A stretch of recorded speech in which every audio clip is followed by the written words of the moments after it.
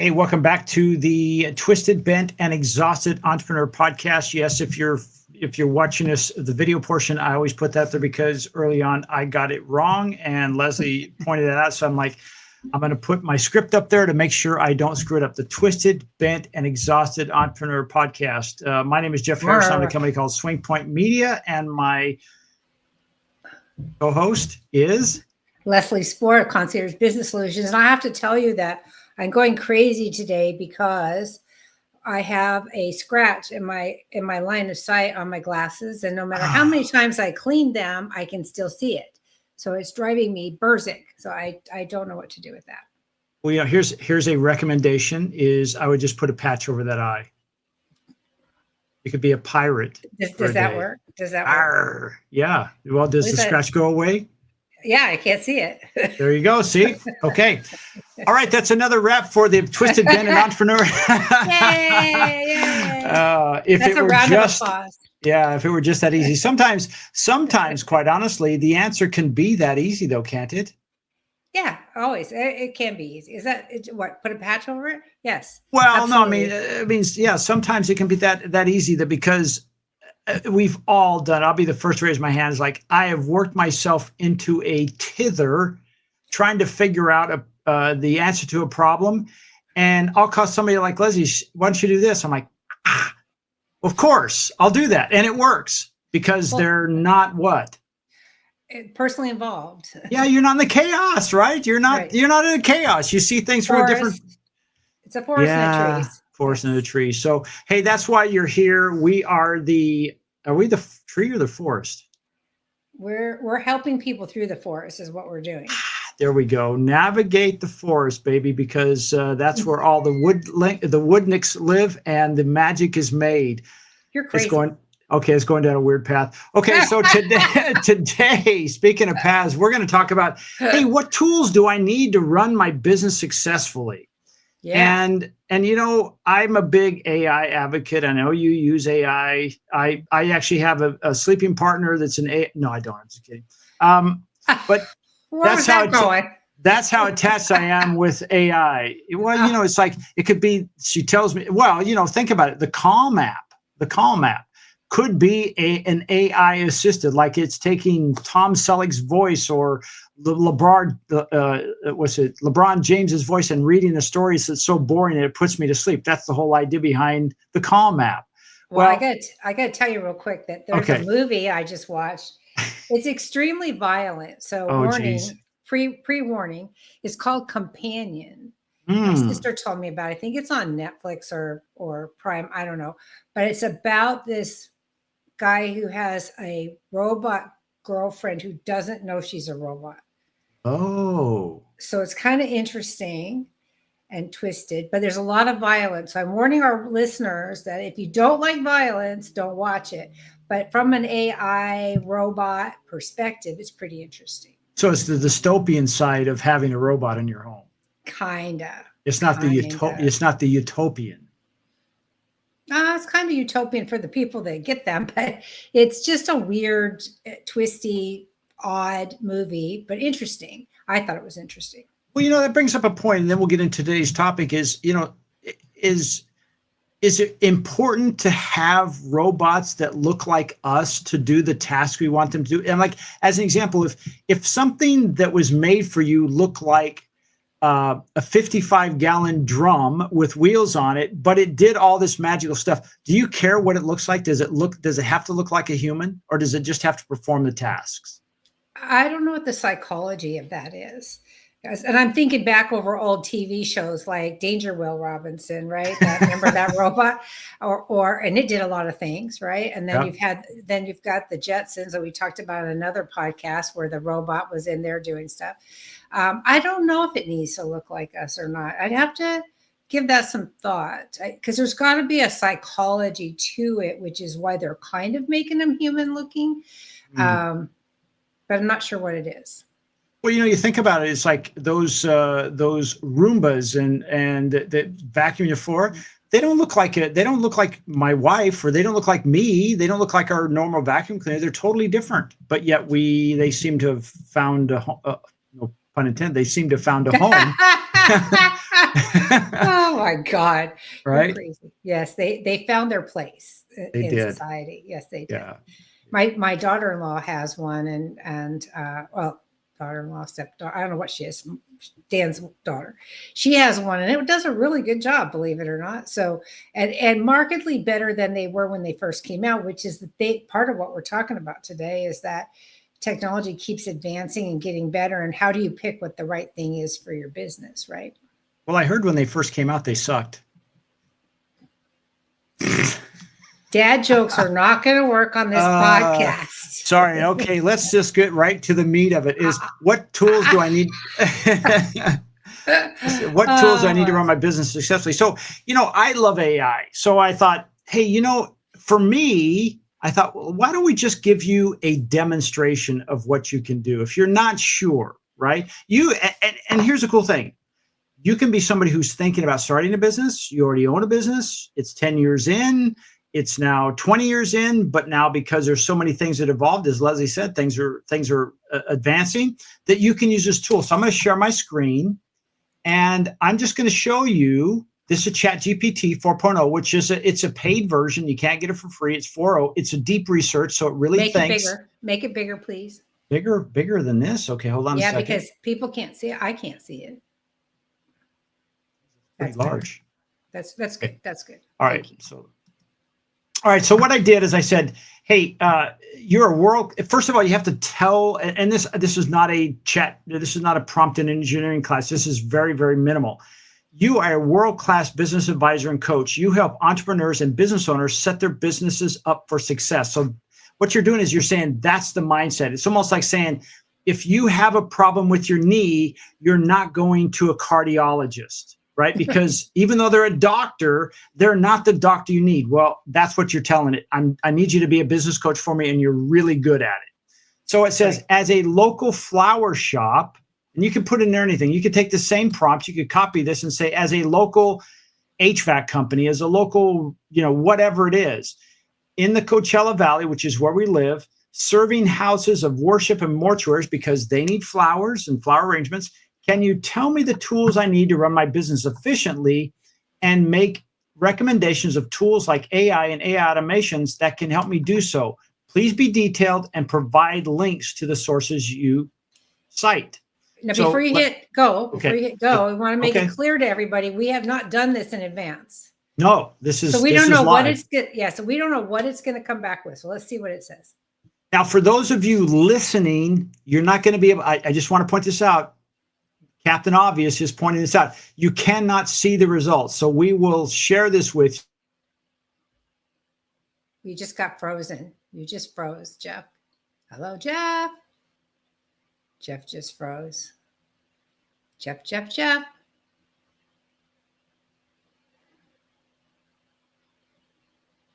He's frozen. So if you're listening and you're not hearing anything, it's because Jeff is frozen. Jeff. Well, at least his face isn't frozen in a funny way. Hello. I don't know if he knows he's frozen. Hang on, let me text him and tell him.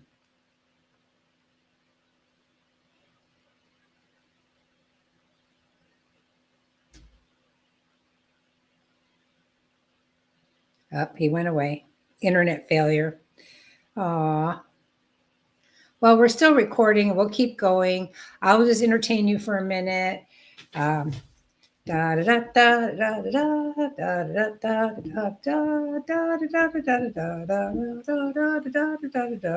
if we'll probably have to cut that out. I don't know if we're going to keep that or not.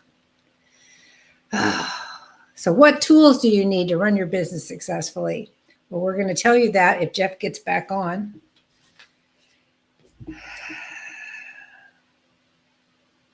Okay, I'm back. Okay, so we've been recording. I did a try to fill in the space, but I don't know if we're going to edit that out. So, all right, so here we go. I'm going to share my screen. We've talked about this, and for those of you who are watching, you're going to see what happens. For those of you who are listening, we'll kind of walk you through it and tell you what happens. So I'm going to hit this, and now it's thinking.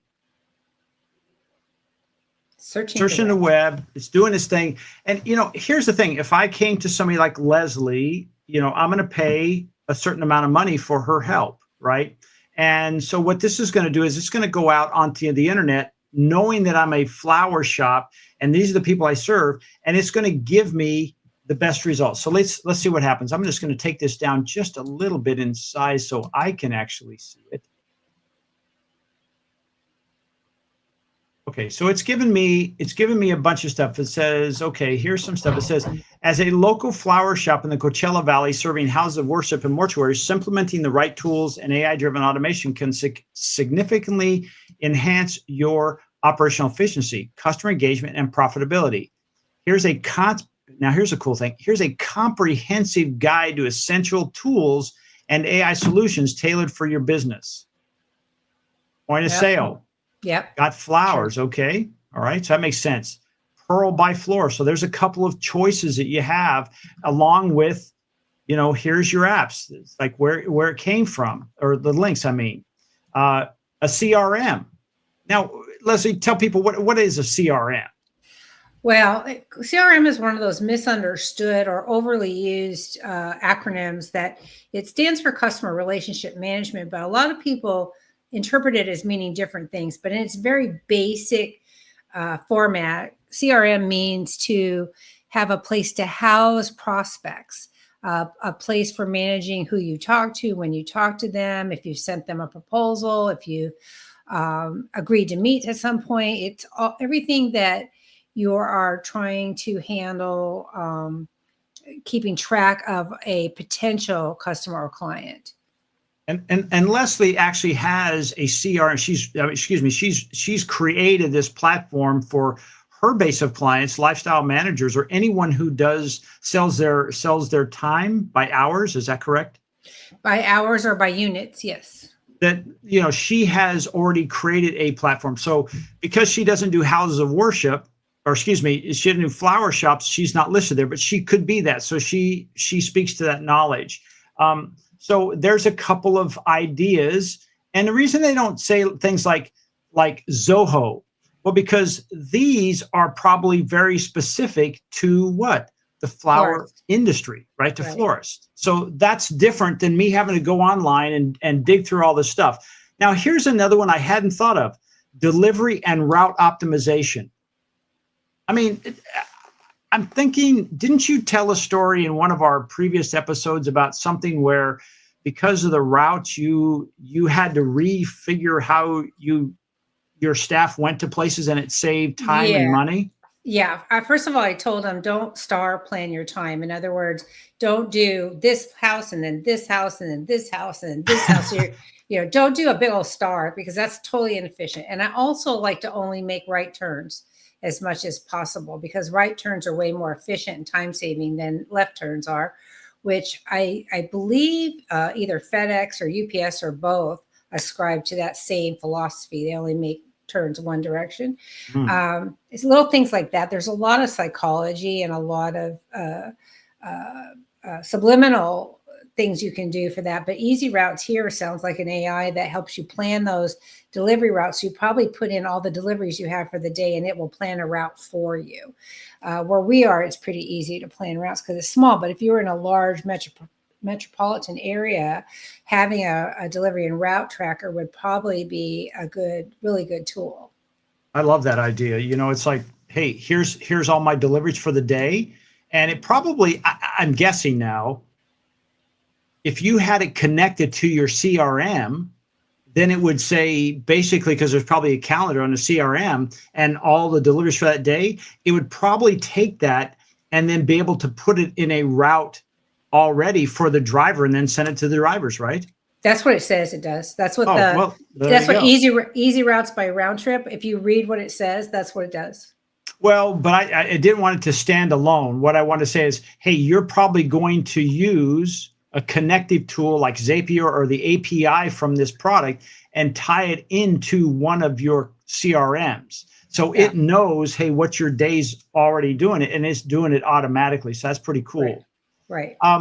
So let's see what else it says. It says, hey, you're going to have some marketing and customer engagement out. Okay, so it might even, Brevo, formerly send in blue. Now, how cool is that? It's up to the minute. It says enables creation and automation of email and SMS campaigns, helping you send targeted messages and analyze campaign performance. Well, that makes your effort, obviously, we said we want to be more efficient, right? So we want to make sure that what we're doing, is it working? That's kind of cool. Or you could use something like HubSpot. Now, I will say, and again, this is not an advertisement for anyone. No one's sponsoring us, but HubSpot can be quite expensive, but it offers a suite of marketing, sales, and service tools, including CRM, email marketing, and analytics to manage customer relationships and automate marketing campaigns. These are things go ahead. Go ahead. Sorry to interrupt you. I'm always going to interrupt you. So I'm going to apologize once and be done with it. So even though HubSpot is expensive, right? You can go look at it, see what it does that you could utilize for your business, then put back into AI. I need an affordable tool that will accomplish these functions, and it will come back with something else other than HubSpot. So you can get the best of what you need in a more affordable way. Yeah, and we might try that at this as you bring this up, as we go through this list and say, okay, my budget to run my business, let's just put a number in there, $1,500 a month. Out of all these things, what tools can I afford to keep? And I have to do something different, right? And we could that could be a follow-up question. Now, this is my favorite part here is so far, and I didn't know what was coming up, AI chatbots and virtual assistants. Here's somebody who actually is at TDO's Lyro AI agent. It's an AI-powered chatbot that can handle customer inquiries, provide product recommendations, and assist during peak seasons, reducing the real need for additional staff. How cool is that? So all of a sudden, if you're in, well, I mean, we're talking about mortuaries and houses of worship. Right. Is there a peak season? Not like, okay, is Easter going to be a peak season? Well, maybe, because it always have more flowers, but we don't want to say there's a peak season for dying. I don't know. There might be. We could probably ask that. It would probably tell us, between this month and this month, we see more and more people. Okay, we need to staff up. Yeah. TalkForce provides, again, if you're not doing this, gang, voice agents have come a long, long ways.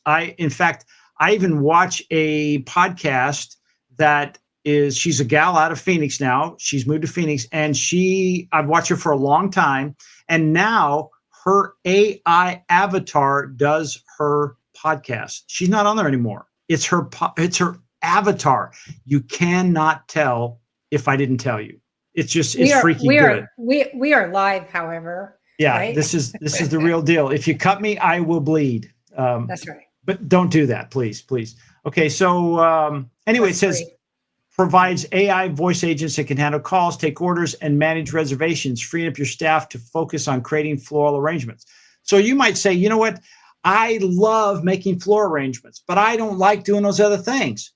Get a hold of TalkForce AI, plug that in, and it'll take care of the stuff that you don't like to do, and it will be done efficiently for you and effectively. I love that. Right. What's that next one? Content and SEO.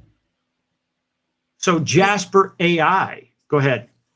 Well, it just talks about assisting in creating product descriptions, but these are, again, focused on specifically flowers.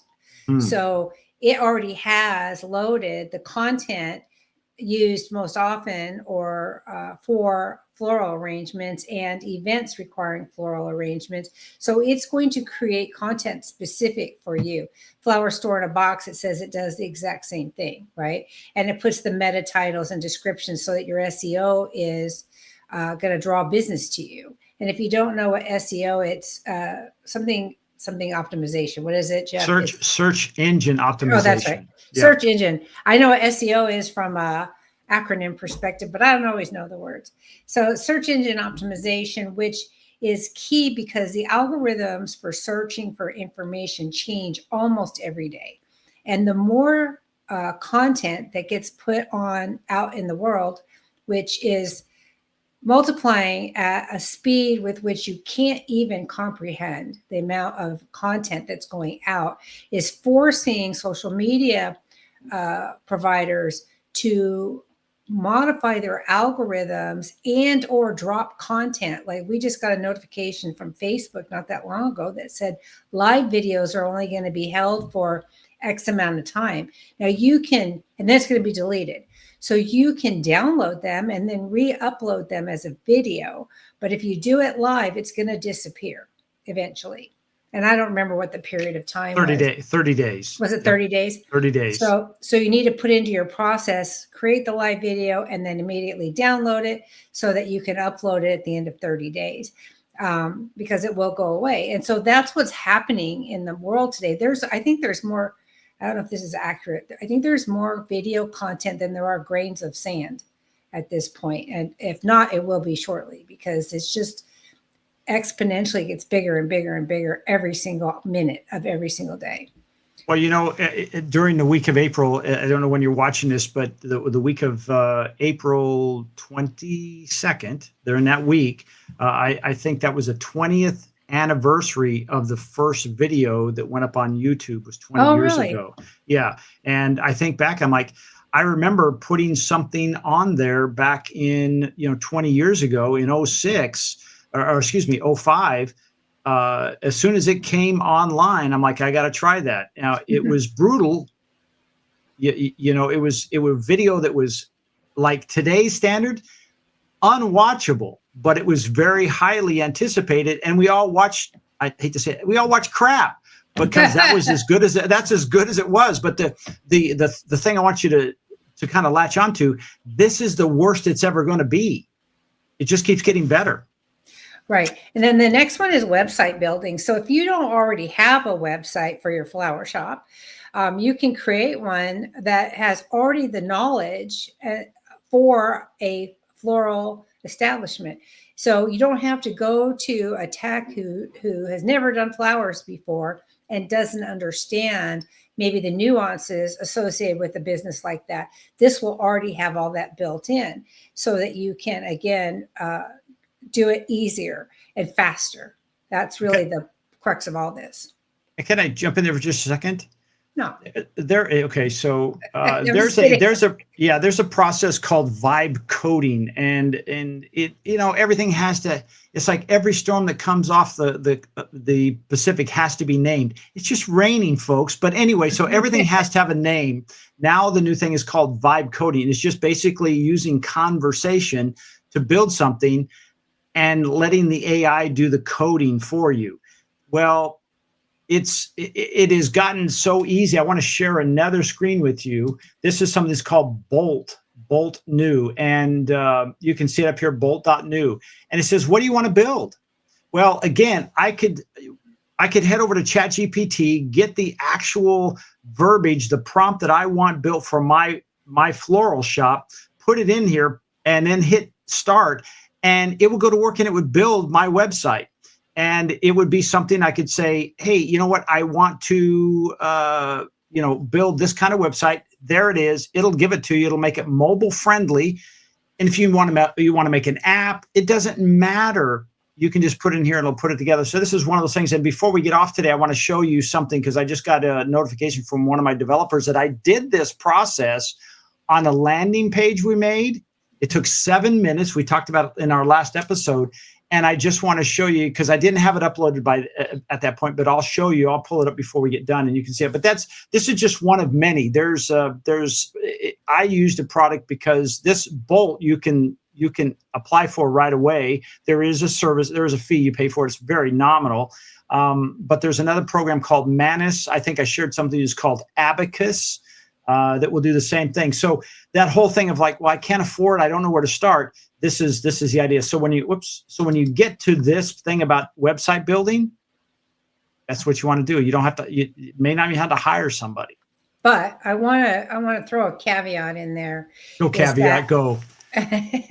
Well, and we'll talk about this when we get to software applications, but nothing is 100%. You still need a human element to things. You need to review it. You need to make sure it's appropriate for your business.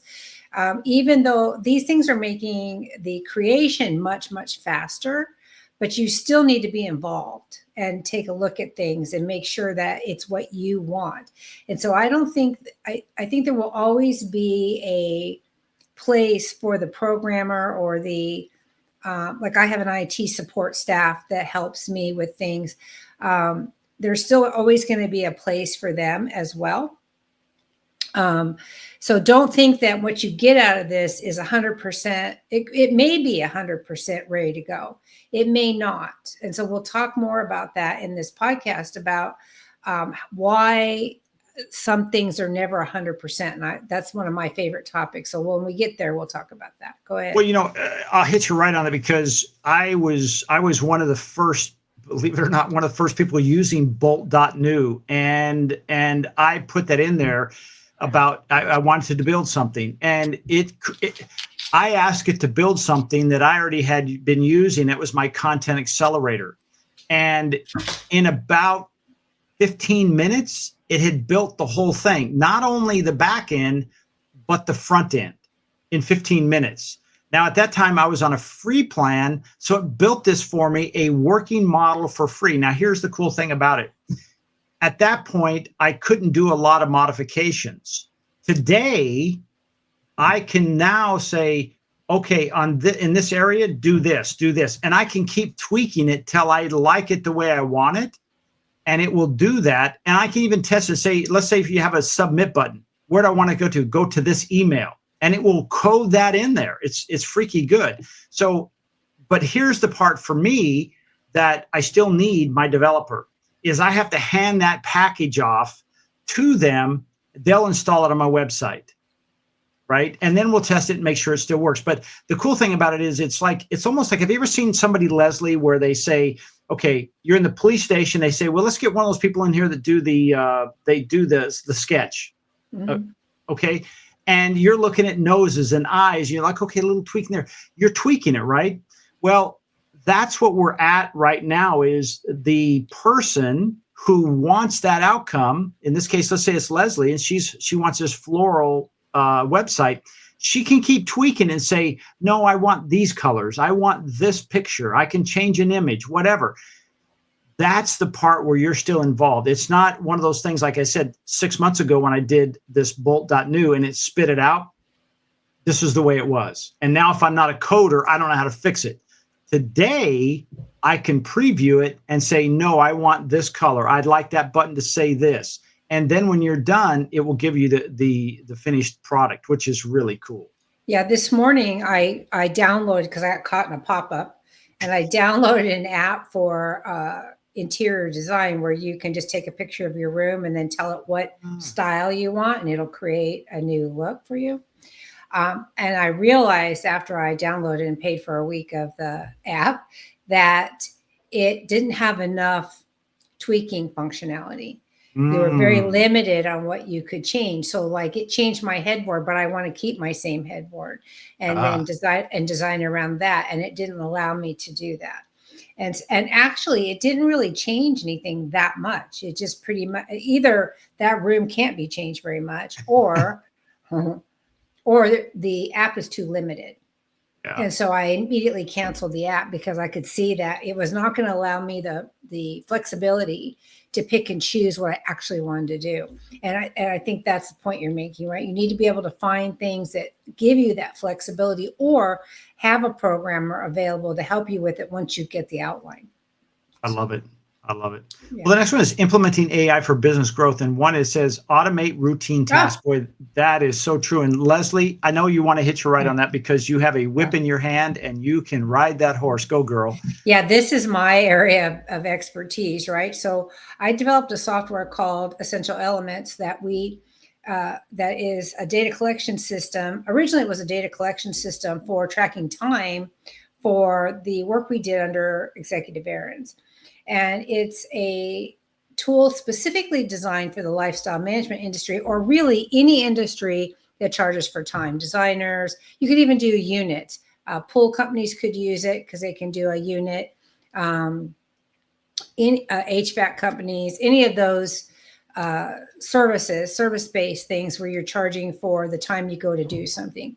And so the trick here when you're automating routine tasks is to make things non-recurring, right?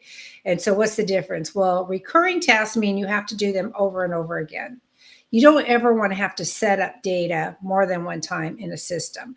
So for example, when I add a client, I only have to add it once. I only have to put the data in once, and it's there forever. Whereas in a recurring system, you may have to add that client every time you go to do something with them, or you have to add their billing information every time, or you have to tweak something else. So you're looking for ways to automate the processes you do in your business so that you have time to focus on other things. And you want to do it with an eye to management by exception. So you can automate your processes, but you need a way to audit them to make sure they're working. And the way to audit them is to have a management by exception where show me the things that are not conforming to the process. Where is the process broken? Here's an example. You're trying to ship on-time delivery of some widget out the back door. You make widgets and you ship them. And you're measuring what your on-time delivery is. You get this many orders a month. They're all supposed to go out this month. And 80% of them go out on time. Okay, well, that's good. 80% went out. But what's wrong with the 20%? What broke in the process that 20% could not go out on time? So you have to do what they call root cause corrective action evaluation of why that 20% didn't go. And it could be because you were short material, or it could be because somebody was out sick and the assembly procedure broke down. Or it could be that you didn't get paid in advance for the product before it went out. The credit card was declined. It could be any number of reasons. And each of those reasons need to be addressed and then corrected so that next month you get 83% on time or 85% on time. It's part of a continuous process improvement initiative. So when you automate routine tasks, you're trying to increase the value that your clients get. In other words, here's another example. We used to track time by entering how much time we worked doing this and that. So we would save a report that said we did a task, and then we would enter the time for it. Well, that's redundant, right? So I would enter the form and save it. And when I save it, it automatically now creates the time entry. And that all I have to do is put the start time and it does the math calculation for the system. I don't have to do anything else. Well, that saved us 87% on labor. Wow. For just that one change. Okay. That's amazing. 87%? 87%. Okay. It also eliminated the complaints I was getting from employees who were having to do that work at the end of the day, and they felt like they weren't getting paid for it because they were implementing this time and they were spending time in the business, but they didn't feel like they were getting paid for it. So it eliminated all of that. An 87% reduction in the amount of time it takes to enter time translates into 87% more time that the employee can focus on the client. Right? So it's a huge impact. And so any place where you find that you're doing redundant data entry needs to be automated. Okay? Whether I do it or somebody else does it, or you find a software system that does it, needs to be automated. The trick here is, and this is a big topic, the automating of routine tasks, is that you cannot find any system that will 100% satisfy your business needs. It's impossible because every business is unique to some extent. I can't tell you as a consultant how many times I walked into a company to help them, and the first thing they said to me is, "You don't understand my business." I used to do a webinar. By the way, I've tried that with Leslie. She's also my business coach, and I still have marks that are healing on my face where she hit me like, no, With a doesn't paper, work. with a rolled Doesn't up work. paper, newspaper. Doesn't work. That's right. I don't coddle my people. I really don't. I used to do a presentation for these companies called Common Complaints. And I would share with them the common complaints every broken company has. And this was in aerospace. And so one of the things, manufacturing, one of the things that tells me a company is broken is when they schedule meetings at lunchtime. You'd be surprised at how many companies schedule meetings over lunch because Really? there's so many other meetings, they're so busy, they're so inefficient that there's no other time to do it. That tells me the company is broken right away. No question. And so I would go through this litany of complaints that I hear from every single company, and they would quickly realize that their company was not that as unique as they thought it was. And they were jacked up. Right. Well, when there's low-hanging fruit, you can be a hero really easy. So you don't always point out the low-hanging fruit, but not when you're a consultant anyway. But it is important for them to get an understanding and realize that somebody like me has the expertise to help them because I do understand what they're going through. And that's one of the things I bring to any business consulting that I do is that I've been there. I've done it. I've been doing business for 40 years, and so these businesses only 20, but I had almost 30 years in aerospace, which was highly corporate and manufacturing and process driven. I was there before computers, believe it or not, and there when we implemented computer systems. And so I totally understand how this stuff works. And it's important for the person you're working with to understand that you understand their issues. Now, having said that, you want to find, when you're looking at automation and trying to find software systems that are going to help your business, you want to look for what we call the best fit. Okay. And a best fit means that it mostly satisfies what you need. And having said that, I want to warn people not to try to find something that works the way you've always done it. Right? Because that's where people get into trouble. The process is what's important. Right? And the goal is what's important. So say, I always use the cat, but I won't use the cat. I will say I want to bake a cake. Okay. Isn't that what we used in the video that I did for my learning class? Yes. I did bake a cake because when you talk about naked cats, people get very upset. So I'll talk about baking a cake. So there's a lot of different ways to bake a cake. You can buy all the individual ingredients and you can put them together and turn that into a cake. You can mix the liquids and the dry first and then mix them together. You can buy a cake mix and add ingredients to it to enhance it. You can buy just a cake mix and use that. I mean, there's lots of different ways to bake a cake, okay? The goal, though, is to have an edible cake at the end, right? So who cares which method you use to get to an edible cake? Nobody should care. Right? It's human nature to care. So when you walk into a company and you're trying to re-engineer their business processes to help them use a new automation tool, they can be very resistant, but we don't do it like that. That's not how we do it. It doesn't matter how you do it now. It matters what you need to do to work within the software you have in order to achieve the result that you want. Okay, does that make sense? Totally. Okay. So, and then the other thing is shiny objects. So I used to use the dishwasher example all the time. If you walk into, say, Sears, and we're not promoted by Sears, I'm just using that because everybody can relate to it. If you walk into there's Sears, more for your life at Sears. I just want to point that out. Is that their slogan? I had no idea. Yeah. So you walk into Sears and they have all these different dishwashers, right? And the most expensive one has the most buttons on it, and it's sexy and sleek and looks modern, and wow, it's so different than the one that you have, right? What do you use when you get home? What do you mean? The Well, dishwasher? what on the dishwasher, what do you use? You turn it on and you let it run and you empty it. Yeah. Do you Dry or use no dry, right? dry or no dry?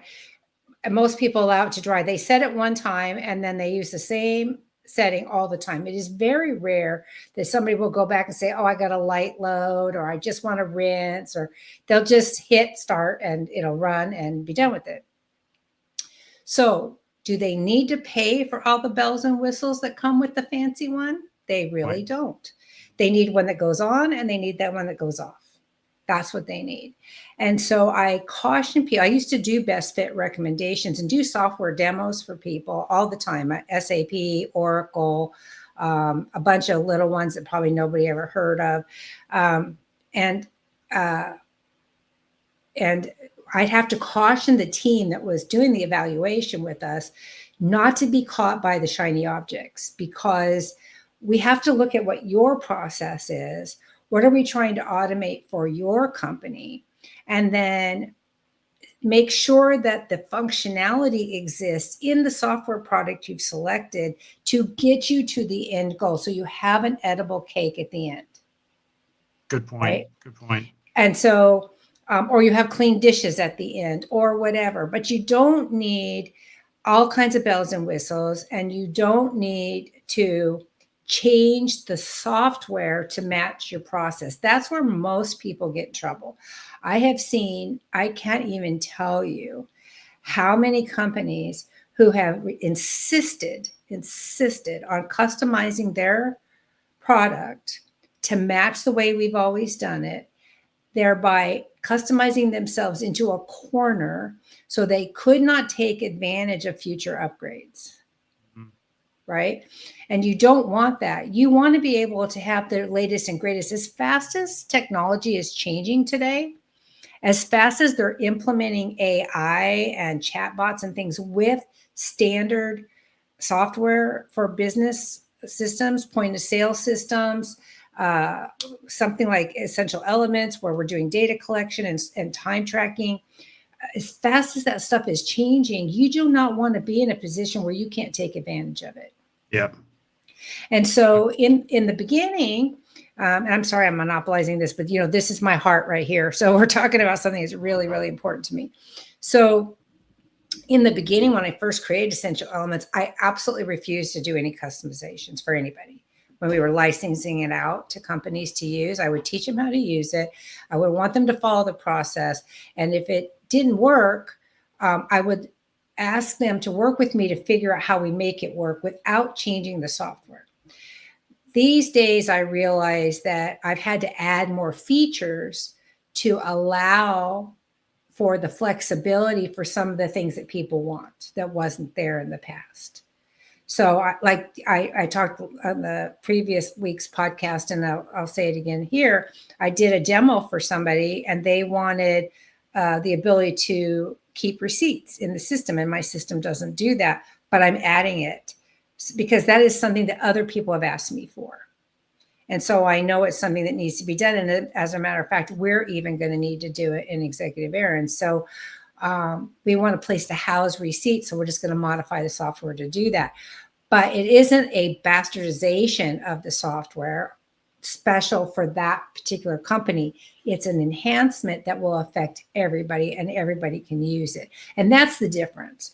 So when you go to pick an automation system for your company, or if you're going to automate your routine task, you really do need somebody, a business process engineer, somebody like myself or Jeff, or somebody who can actually look at what are you doing today? Where do you need to get to? What will work the best for you? Okay. And then you can test things out and try them.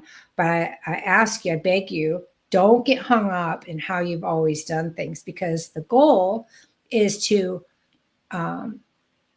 optimize your business, increase your efficiencies like 87%, like we did for the time tracking.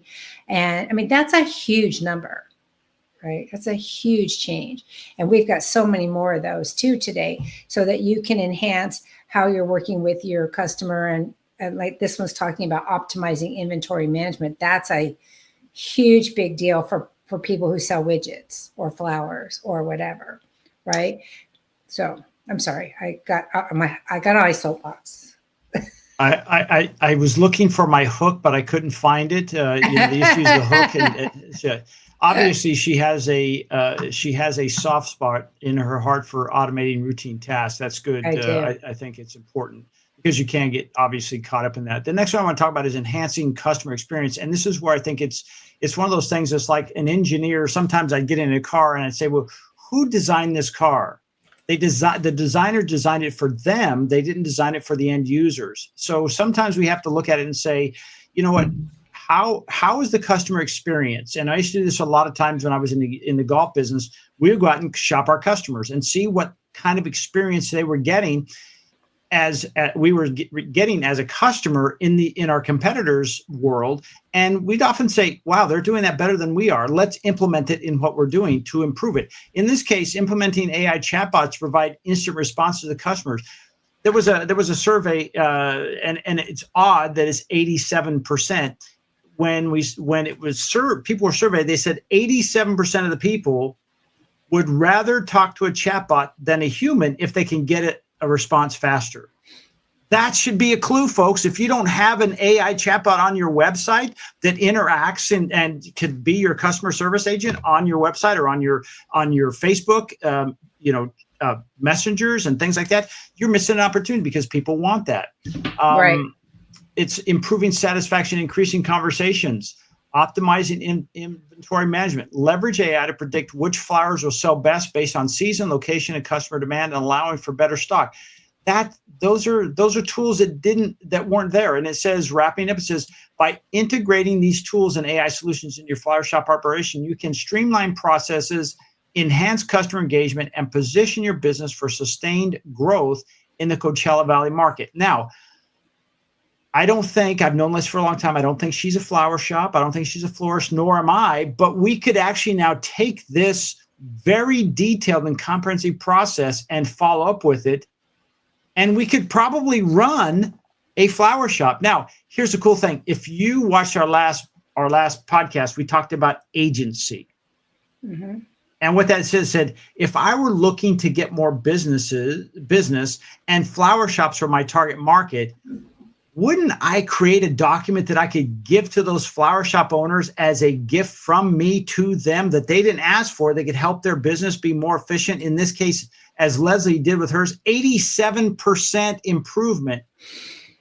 In one area. Yeah, and just in one area we're talking about. So as an example, they also list, as I asked, I said detailed. So there's an AI CRM for software demo. It says you need further assistance by selecting this. And so you can see it does a phenomenal job. Now, we're kind of run out of time, but I'm going to put in a prompt here and say,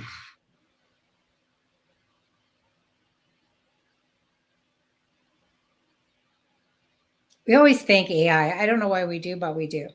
Sam Altman said, it costs them millions of dollars more a month because we say please and thank you to our AI, but it's really hard not to treat them because they're so giving. They'll do whatever we want. So this is great. Thank you.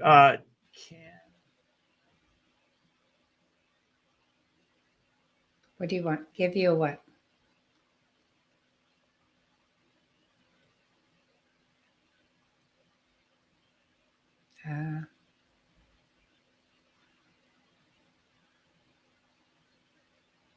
Let's see what it says. So you asked it. So for the people that are listening and not watching, he asked if the AI could give him an approximate estimated monthly recurring cost to utilize these tools. And so it's coming out with, let's see.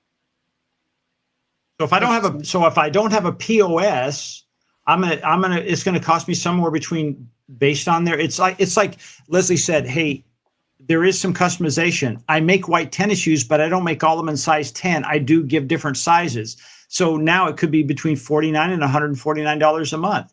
The True Client Pro, which is a CRM, is $69 to $199. So let's say 150 plus 200, we're $350. This is cheap. Easy routes by round trip, $29 to $79, or let's say $30 to $80 per driver. So if I've got a couple of drivers, I'm talking, $250 a month. And then the HoneyBook, which is an alternative to TCP, That's CRM and sorry. yep, and the CRM and client management. They have a starter package for $39 a month. So my total cost is not ridiculous. And then I'm going to have some AI tools in here. It says Brevo, formerly SendBlue, for email and SMS marketing. It's free to $65 based on email volume. So just to get an example, like as an example, MailChimp, which we use a lot of for our clients, you can have 300 names in your database, and they're not going to charge you anything for that. But if you have now over 2,000 names in your database, they start paying you on usage. So depending on where you're at, it could be free up to $65. That sounds like that's their high end based on email volume. HubSpot is a starter. I'm surprised. Marketing automation for CRM is $20 to $50 a month. Tidio for Lyro AI. This is the chatbot. I hope I said that right. It almost sounded like I was cussing. $29 to $49 a month. That's what they call the Lyro tier. The TalkForce, which is AI agent. This is phenomenal. $50 to $150 a month estimate. It's probably going to be dependent on the volume of calls you have, and your content creating program, $49 to $125 a month. Your web designer, $10 to $50. The flower store in a box, which is your SEO and e-commerce floral site, $49 to $99 a month. So your total monthly cost, as it comes up with a lean startup. I think this, I didn't ask it for this, Leslie, but it's going to give me a lean startup. It's got Flower Basics, HoneyBook, Tidio, 10 web plus Brevio, which is a free tier. I can run my business and be more efficient. So if I have a very lean startup, $155 a month, is that doable? Is that like in a budget? Well, it would sound like a couple of trips to Starbucks to me. So, oh my gosh. But if I want to say, hey, I want to be in a growth mode, all tools above, including the route planner. So let's say if you find that you're probably going to save that much in gas. If all of a sudden you're more efficient in delivering, and then Jasper and HubSpot, you're going to spend, let's say, between $375 and $500 a month. And if you go full bore, this is adding the Task Force AI chatbot plus your SEO tools, which are invaluable. The higher tiers, the maximum you're going to spend is $750 a month. But I'm going to throw a but in here because I think this is really good information. However, at full automation, even at lean startup, but at full automation, you almost have app fatigue already because there are so many apps here to implement. Now they're great. They're a full service business in a box. You could get it done for that. And it's a reasonable price, $750 a month. But we're assuming the owner has the skills to do all that, right? Somebody like you has the skills to do all that. Somebody like me would rather pay somebody to do all that, right? That's one of the differences between us because I don't want to deal with all those apps. I would rather have everything in one place, which is why Essential Elements is the way it is. I don't want to have a whole bunch of different apps. I want one place to go put in the information and get all my tools and my information out of it in one place. Well, now here's a cool thing. Here's the cool thing I think about this. Let's say I were doing market research and I had the ability to put tools like this together for a floral shop. What does this tell me? That nothing exists like what you've put together for the lifestyle management business. Right. So could I then go back and reverse engineer and say it has all these tasks and create an application and create it and say, based on your usage, tick it and say, okay, I'm ready to add the AI route planner for me. And it adds a little bit more. But there's a basic that you can build off of. So in something like this, we talked about saying, hey, I'm a floral agent. I'm a floral company. This is who I service. We're losing Leslie. Sorry, I just had a yawn. It's about lunchtime. She's ready to eat. And so it points it out. The cool thing about it is it didn't give us 10 answers for each one. It said, hey, based on who you are, here are the singular apps to attack each one of those areas. So I don't disagree with what you're saying with the app fatigue. I think it's one of those things of saying, hey, could you now say, okay, I have a list. I know where to go. I know what I'm expecting. And now I can add one element. Let's say I add the Jasper, and then next month I add something else. And I now have an opportunity to say, in 6 months, I have all these implemented, and I didn't fatigue myself. I didn't say I had to build the wall today. I just had to add one brick. Well, a lot of what I'm hearing from potential licensees for my software is that they want to consolidate their apps. They have too many apps to manage. And so I could easily take what's there and turn that into an application. There you go. Because that's what I did even in Essential Elements. We were utilizing an outside app for managing tasks and schedules, right? And I hate to say this because it sounds like bragging, but it's the truth. I can look into. Go ahead. You've been doing it for an hour. Go ahead. I know. I know. I can look into software and see how it hangs together. Like those pictures with the dots, and you see there's a picture in there. I can do that with software. I go, oh, this is what they're doing. I can see the logic. So not literally, but I can visualize the logic. So I took logic of the apps we were using for tasks and schedules and built it into my system. Okay. So now it includes tasks and schedules right in there. I didn't need a separate app for that. We did the same thing with the calendar. We were using an external calendar app and said, everybody said, I don't want to go to a separate calendar. I want it in the system. So now we have a calendar in the system. And not only do we have a calendar in the system, but we made it so that when you update a schedule or update a project start date, it automatically updates the calendar. Which it should, yeah. Yeah, which it should. But that's the thing is that people say, okay, I have a calendar app, but now I've got to enter it here and I got to enter it there. No, we'll enter it here and make that update the schedule. And if we need to change it, we need to change it over here. And that will also update the calendar so that very rarely do we have to enter events on the calendar. Generally, it's for employees being out of office, or company meetings. We add those on the calendar. But most of the stuff is managed elsewhere in the software so that it's automatic, and that's what we're talking about when we say you want to streamline and automate recurring tasks. I should not have to enter something in two places. One place should get it done. When we enter time, which was automatically created, it automatically tracks the time card. I don't have to enter it separately on a time card. It automatically does that. It also automatically subtracts it from what the client has on hand so that we don't have to go and manually track what the client has used. It's all automated. And that's what you're looking for. So flower shop, bagel company, what was the other example I used earlier with somebody else I've worked with? It doesn't matter what you're doing. It matters how you accomplish it. And if you don't know where to start, if you come to me and you say, hey, I've got this flower shop and I want to create an app just for flower shops and I can't do all these things, definitely we could do that. That's not that hard to do for us.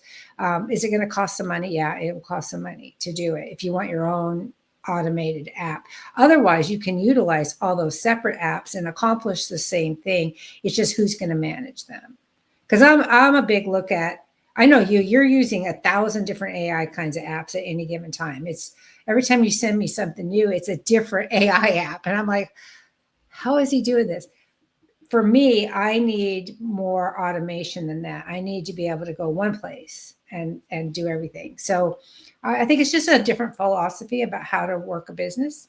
Neither one is wrong. I mean, it's just different. Here's the thing that's changing, and we see it in so many fields, Leslie, because of the advance. And I'll wrap this up on my side.